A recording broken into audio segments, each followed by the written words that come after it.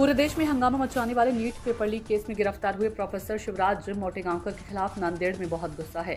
आज शिवसेना पार्टी ने नांदेड़ में आरसीसी कोचिंग क्लास के सामने जोरदार प्रोटेस्ट किया। इस समय ठाकरे ग्रुप के पदाधिकारियों ने आक्रामक होकर मोटेगांवकर का पोस्टर फाड़ दिया और क्लास के सभी बैनर फाड़ दिए। शिवराज मोटेगांवकर और एजुकेशन माफिया के खिलाफ जोरदार नारे लगाए और इस हरकत का कड़ा विरोध किया। शिवसेना ठाकरे गुट के लोकल पदाधिकारी, युवा सेना के कार्यकर्ता और गुस्साए नागरिक में शामिल हुए।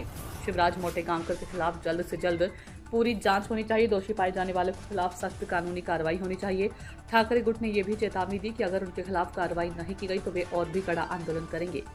संवाददाता राहुल सरपाते की रिपोर्ट। आज जे आंदोलन करण्यात आले, आरसीसी मोटेगावकर यांनी देशातल्या 22 लाख विद्यार्थ्यांची भवितव्याशी धोका केलेला आहे आणि या पेपर फुटीच्या माध्यमातून आमचं एवढंच मागणं आहे की युवा सेनेच्या वतीने की हा समाजाचा गुन्हेगार असून यांना मोकोका अंतर्गत या संपूर्ण टोळीला पेपर फुटीच्या मोकोका अंतर्गत कायद्याअंतर्गत कारवाई झालीच पाहिजे आणि येणाऱ्या या पूर्ण जे काही लाखो विद्यार्थ्यांकडून फीस जमा करून भरमसाठ अशी अपार संपत्ती कमवलेली आहे, बेनामी संपत्ती गैरमार्गाने कमवलेली आहे, त्या संपत्तीची तपासणी ईडीच्या मार्फत झाली पाहिजे आणि देशातील असे संपूर्ण या राज्यातच या देशात काही राज्याच्या हट्टापायी देशात 2016 पासून नीट लागू केलेली आहे राज्यात।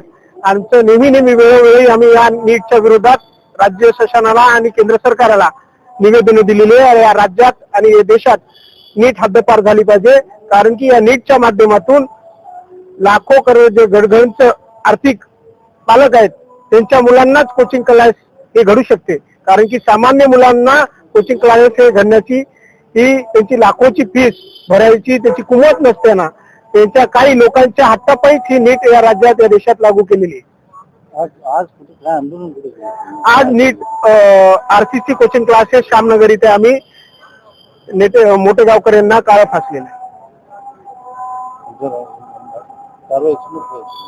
समोर आम्ही